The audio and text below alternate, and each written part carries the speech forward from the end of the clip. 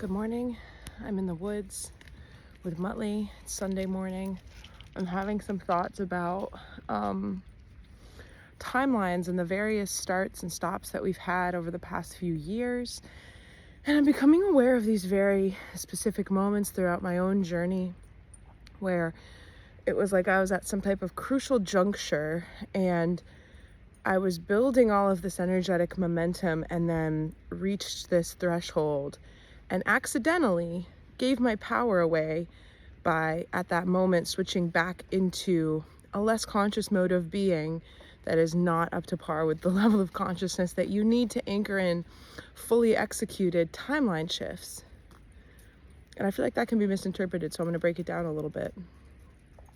You don't have to be in any state of consciousness to execute a timeline shift, other than the frequency of the timeline you have to align energetically with the frequency of the version of you that exists in that timeline.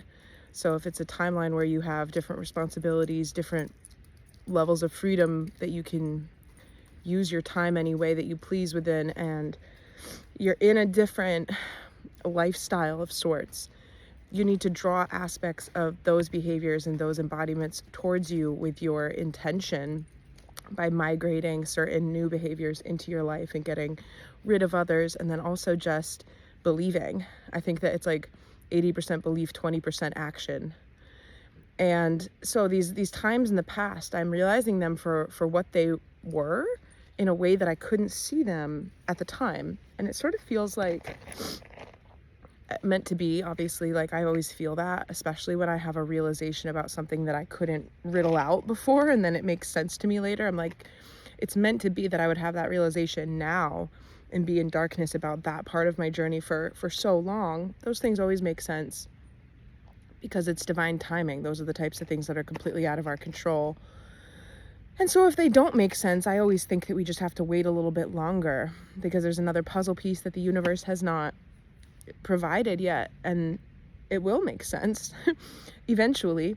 But anyway, these crucial split points, I feel like I had one in 2020 and 2021, and in 2018. It's like these kinks in a chain or a rope, and it wasn't fully executed, this detangling of certain amounts of your life force energy. I'm thinking about me being younger, having cleared out so much of the both past life and current life trauma and baggage that I've had and that I've carried, that has influenced my ability to take up space as my true self fully. We all deal with that. We all have trauma and baggage that prevents us from taking up space as our fully liberated selves. And once we release it, it's like I see when I go around in public, a lot of the times you can tell, you can see, you can witness people's energy not even being fully in their bodies. It's not even tethered into their body. They are disembodied. Their energy and their consciousness is not in their body, and so they're not fully relating to the sensations that are available to them that the body translates from the energy. This is where we access our psychic senses, ironically, right, through the body, because it's that hybrid, that harmony, that juncture of the spirit and the physical by way of the breath, and allowing for the sensations that arise in the body to show us things and give us guidance, and to be able to learn that language and interpret them accurately. But a lot of us end up getting our energy up and out of our body because that was the safer thing to do because of things inflicted upon the body. And, you know, this can be more than, I think, the immediate places that people's minds go when we think about traumas inflicted upon the body. It can be repeated emotional or verbal abuse, and yet you still became disembodied from your body because it's a way of dissociation to protect yourself. So anyway, right, these things that we work through over time to be able to fully consciously anchor in the truth of who we are. I was recording a voice memo the other day saying that I think that a lot of people live with this jadedness about the fact that nobody can see their brilliance, nobody can detect their truth, it's on the world to notice how good you are, and it's actually not. It's on you to notice how good you are and then to be it, and not harbor any anger about people not realizing that, because the more you focus on the fact that people are not realizing you, then you are fuel. That's where your attention is plugged into. You only have one place to plug that attention at any given moment. And the more you power this idea that you're not seen for who you truly are, that's technically a choice that you're plugging into that. You could just go in a different direction and forget about how you're being received. This is very much what I'm doing right now, because I'm working through this PTSD of not being received in the way that I would like. But I know that obviously the things that I'm rooted in my reality and in my truth, are important, and they're real, and they're more important than other people not believing in them. Just because I can feel a lot of people struggle with this, the doubt that other people have, that as an empathic person, you feel that, and it affects you, it impacts you. Whether or not you believe it, it's still a sensation that you then have to clear and release. And that's why I'm in the woods on a Sunday morning. I have a lot to let go of here today. And the beautiful forest is just very willingly taking it all off my hands, and I feel amazing. And yeah, it's sort of like that irritation that people have about like, well, I know that I'm super good and brilliant. I just never ended up being able to demonstrate that in my life. That's your God consciousness. That's your I am presence. It's just that it is irritated with you. It's irritated not at the world around you for not acknowledging it, but it wants to be acknowledged. And that starts with the individual. Nobody's going to come and ask you to dust off your trauma so that they can see the real you, right? We all meet each other where we're at. But that's really what's going on with a lot of us, is that there's this anger or this feeling like we're not acknowledged at the level that we could be, without realizing that we are the initiators of that process.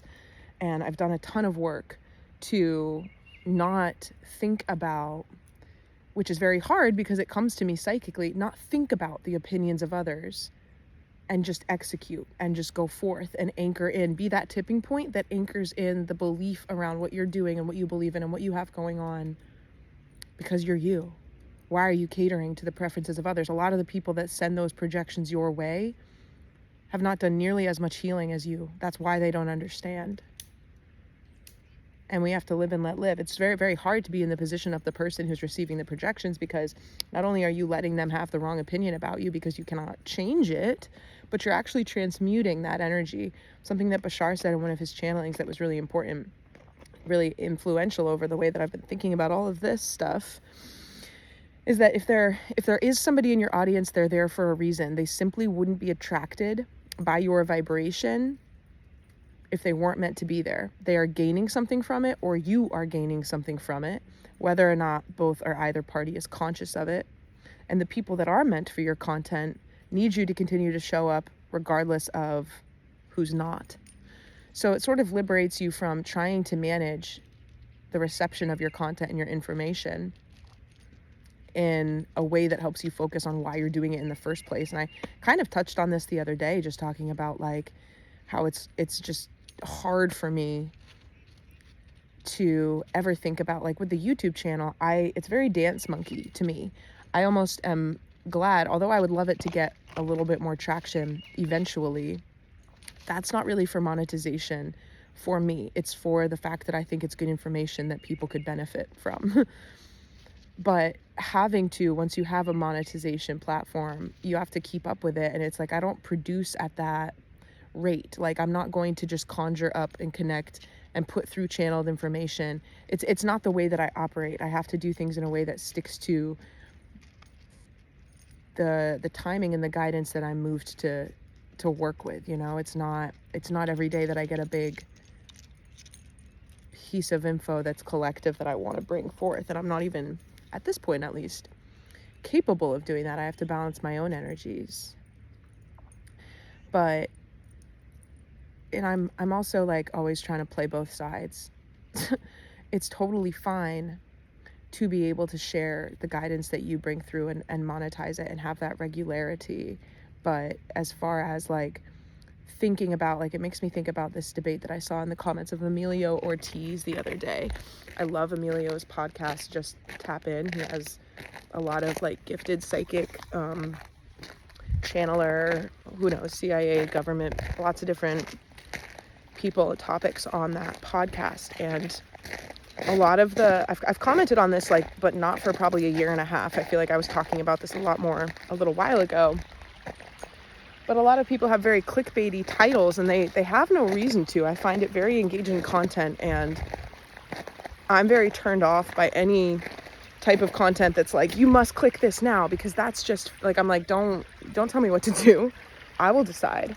That's why I am the way that I am on this channel, because I am treating my viewers as if they're like me, and in that you are an adult. You get to watch what you want to watch. I'm not going to sit here and be like, God told me that if you don't open this, then you're not going to get your whatever. That's not aligned for me. I would rather, I'm slipping on the ice. I would rather just speak my truth and leave it there. And whoever wants to come listen to it will do that. So Emilio was receiving some pushback in his comments around the clickbaity terms that he uses for his titles. He defended himself, as did other people in the comments, around search engine optimization. Like, we know about the actual real world 3D things that influence traction and algorithms on the internet and video performance metrics. But I do get where the people who are providing the criticism are coming from, because really, when you're offering information of a channeled nature that other people don't have, it's manipulative. And that's a very strong word, so just, I'm sorry for using that word, but that's the word that's coming to me. It's a manipulation to say, here's the info, and you need it now, and something will just to insinuate any level of fear or FOMO, which is very likely right now, because a lot of people are just beginning to awaken to their psychic abilities. And so they will be very likely to be drawn in by a video that suggests that they're like at the precipice of something, but they don't have all the info. I think that it's the vulnerable condition that people find themselves in when they're realizing that there's more to perception, there's more to life than meets the eye and all of that. And I just want to put out the message that you're not ever unaware of something that you should be aware of. Everything that you need to be aware of, you are aware of, and you can rest easy in that.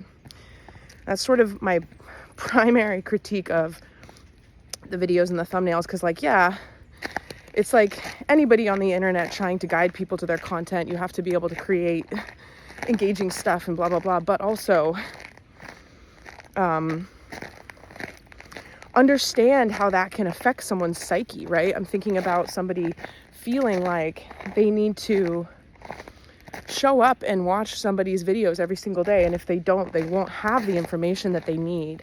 That's ultimately not liberating somebody else to get those answers from within. And I do understand as well that everybody's designed differently, and it is quite literally true that not everybody has access to certain wisdom and information right now. And so it's important that we have teachers emerging, creating platforms, conducting interviews, sharing this information.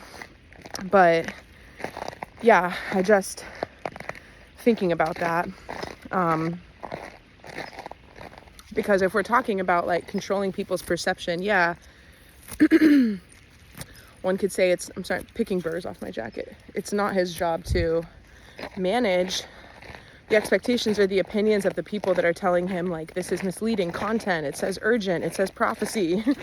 Because you have people in the comments saying, this is ridiculous, nobody can predict the future. And it's like, okay, well, you just haven't been out in the world enough, you know?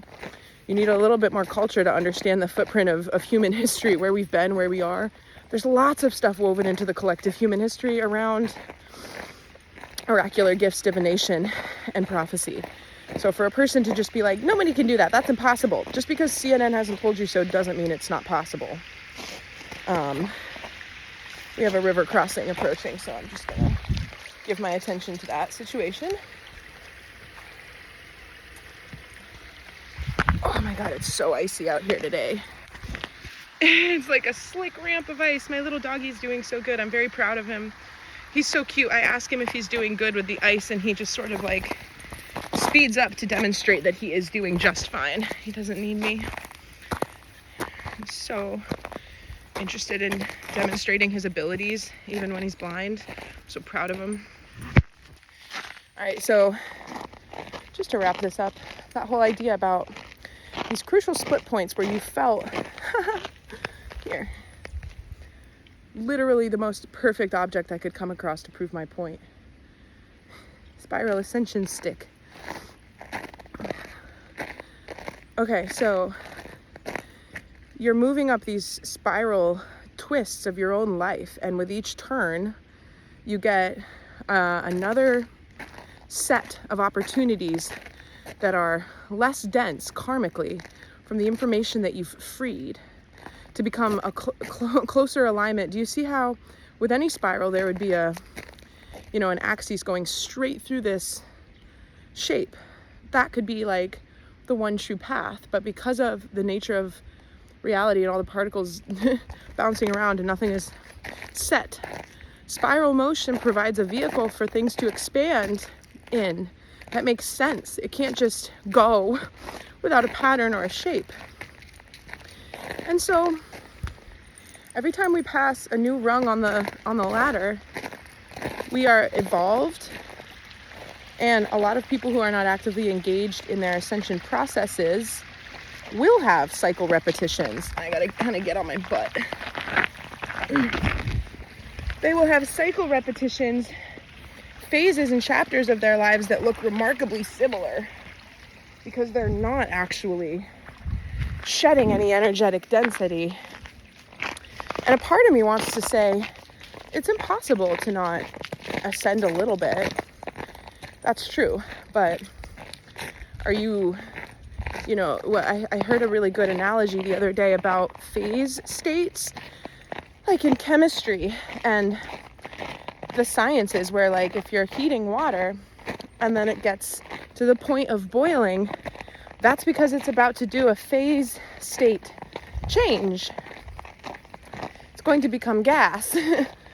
And humanity is doing that right now dimensionally. We're at a phase state change intersection. And so the chaos and the strangeness unfolding in the world could be compared to the bubbling water.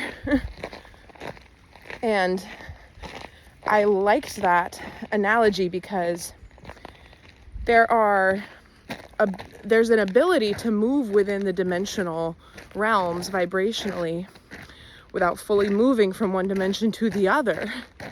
Again, with like particles, everything in flux. So you could be essentially repeating patterns and expanding in the way that is available to you without ascending vibrationally, if that makes sense. And I think a lot of people are prone to doing that because of the fact that there's only so much progress that you can make. Even if you're aware of your patterns, that's just one part of the situation. If you don't have the tools to talk about those patterns, think about what's going on in a different way, it's a completely different way of thinking, right? It literally activates your brain to a different level of processing and even believing that evolving certain patterns is possible. A lot of people just see the world a certain way, do not believe that it can change. Therefore, why would they change? Because the changed version of them doesn't have a place, there's not a world for that version of them, even if they would want to become it. So all of this is releasing in tandem. I have another river crossing. This is so icy, I can't.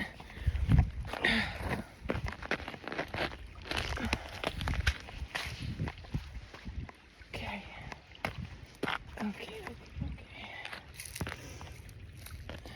So the reason why my little stick is a perfect visual metaphor is because it has one of these little cricks in it.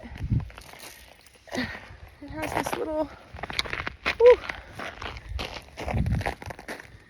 this little loop-de-loop.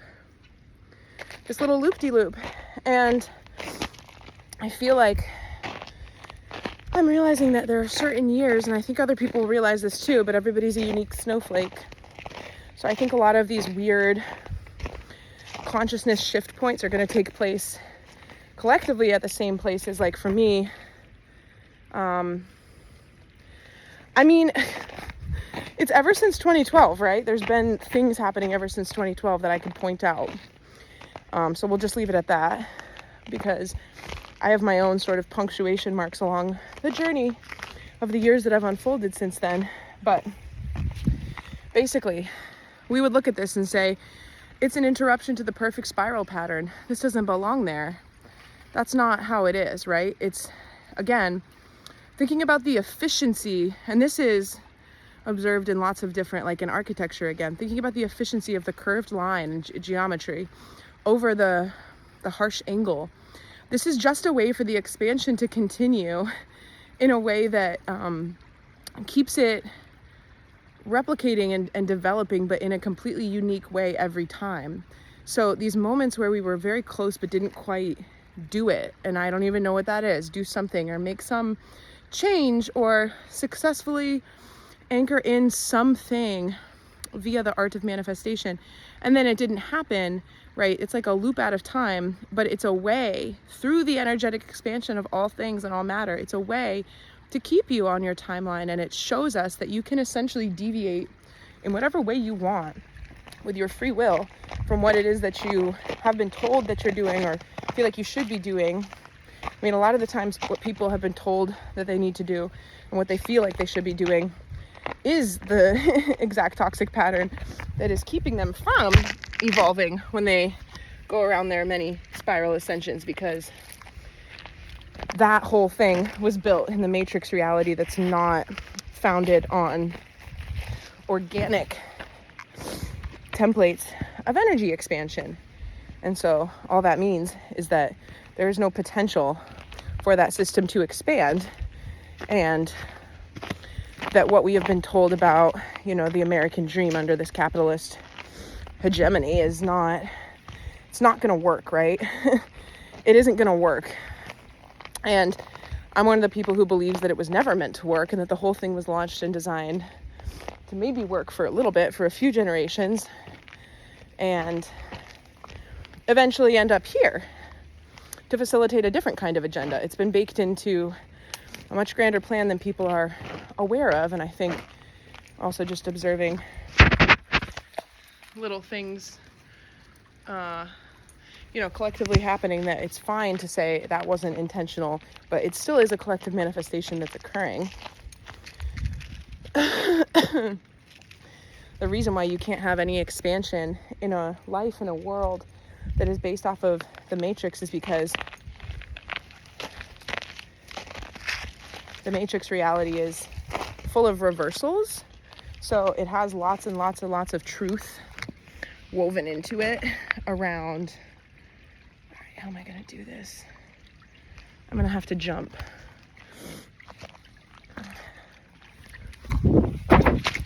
I did it, and it worked. We're good. Got it, Mutt? Ooh. Full of reversals. And there's a lot of truth in the framework of it, because we, with our wise knowing, even though we have this incarnational amnesia, that's why things resonate with you or not, is the wise knowing. And so the beings that engineered the matrix are very aware of that, and so it has to be close to the truth, but enough of manipulation of the truth to keep us from uncovering our fullest potential and power energetically. So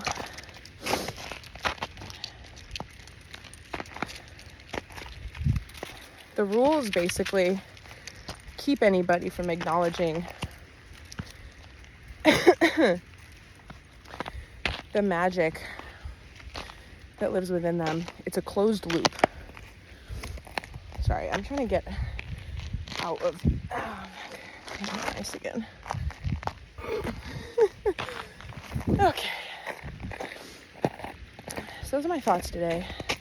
And then to round off the idea that I started the video with, back to the stick, feels like you might almost, I don't want to say PTSD or anything, but deja vu is better.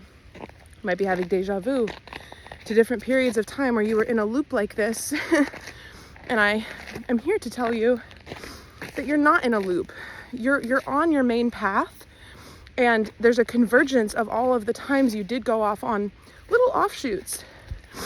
You're purging them out and you're collapsing them into a point of singularity to deliver the unacknowledged parts of your consciousness into the now moment, to successfully complete this mission. Because there is something, this is a little bit more nuanced with my journey. I'm talking about this example because I've been thinking about my own journey, but I know that this will apply to other people too. It's like there is, no matter how conscious you are of it, this thing that you've been trying to move past or move into for a while, and every deviation loop functioned for the eventual completion of that quantum leap. And so the sensation of maybe being in one of these little what do you call them? I don't know what we're gonna call them. There's a word that's like right outside of my ability to grasp it. Vestibule? They're like a little waiting room. And there's no fear in getting these little like psychic, like I'm seeing a turkey basting brush, like somebody's basting like a light based a light based of memory around certain times where you have this familiar sensation about where you're at now, and it's not in your best interest to be like, it's gonna go like this because I know how this goes. Don't do that. Anything can happen. We really need to wrap our mind around the fact that anything can happen. The old rules don't apply. The earth has shifted. This is gonna rapidly start to be proven of and spoken of in a way that can, oh my golly, look at the splendor of this. I love it. I'm taking it with me. Oh, look at that. That's cool. Thank you, goldfinch. I'm working on my solar plexus right now, so perfect. Whew. These little sensations that the timeline blending is basting onto your reality of like this and that. This is your opportunity to stand firmly in what you are populating with your vibration, what you are populating into the energy grid. Each and every moment I'm seeing, it's sort of designed like a video game, this vision. It's very pixelated, but I'm standing here and there's little like Pac-Man like feeder chips, like little treats going into my crown chakra, and then I am sending out ripples like doot, doot, doot, doot, doot, doot. It's just a system, right? So everything that the world throws at you and everything that you're experiencing, and I know that it's a different experience than it used to be, trust me, I know. You're experiencing more than you used to. There is a multidimensional experience that is accessible now and that people are in, whether or not they have the language or tools to make sense of it. So the more that you can say, no, I know where I'm at.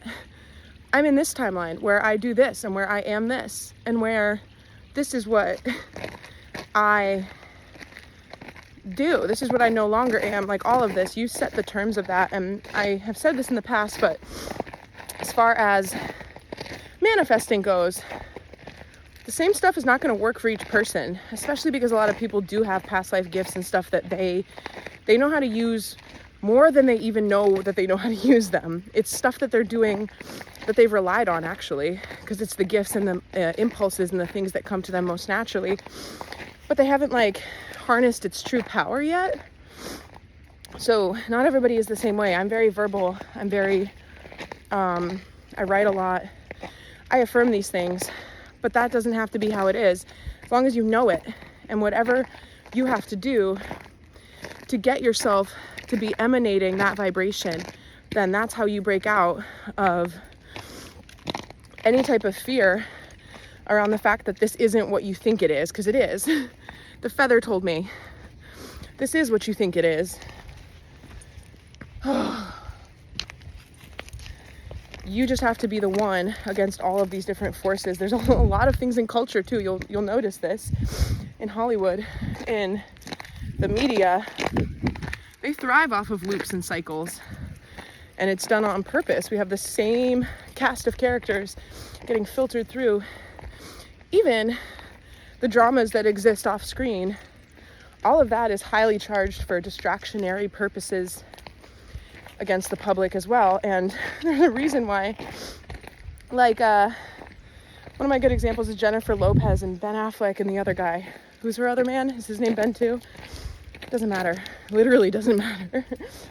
But like, how can a mass of people be so enthralled in the personal lives of just a few people? And or the Blake Lively, Justin Baldoni, that whole thing that's getting drawn out. Total public thing.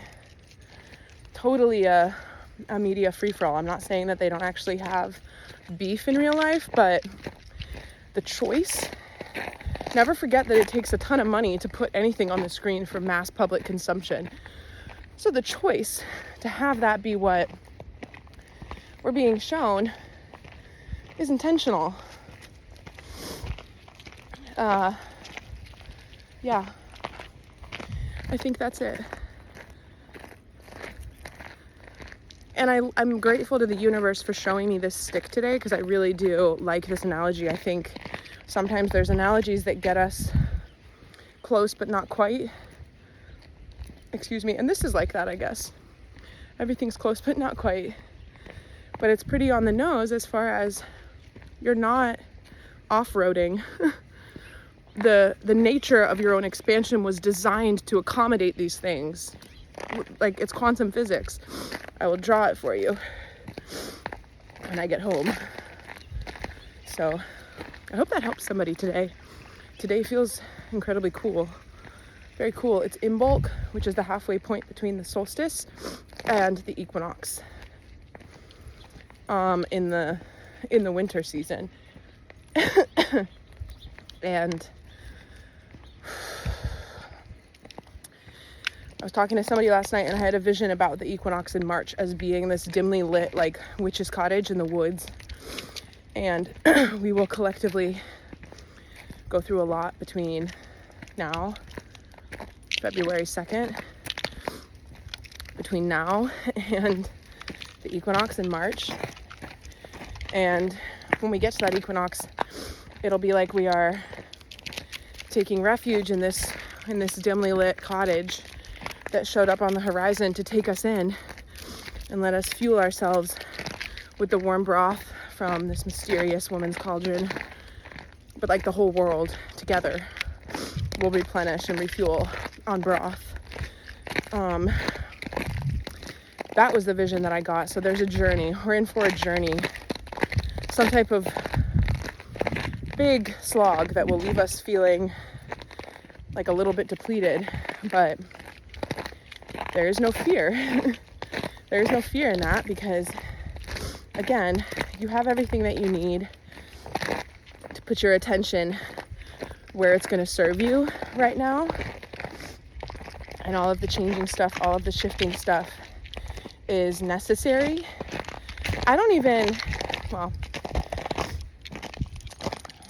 not going to go there. I'm going to leave this like that and wish you a very good day. And I'm going to be recording a video to get back into those other topics that I was talking about, but I need to be at home to talk about all that stuff.